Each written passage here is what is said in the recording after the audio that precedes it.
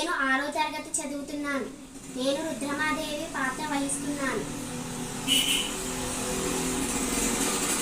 తల్లి పుణ్యరాత్రి, భారత జనయత్రి, మీ కన్నబిడ్డల దౌర్భాగ్యములను దాల్చి మిన్నకుంటివా?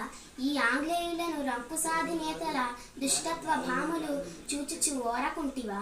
సర్వసంగ పరిత్వకులైన దేశభక్తులను దేశద్రోహులుగా చిత్రించి చిత్రహింసల పాలు చేయుచుండా చిత్తరువల బొమ్మవలే కిమ్మనుకుంటివా?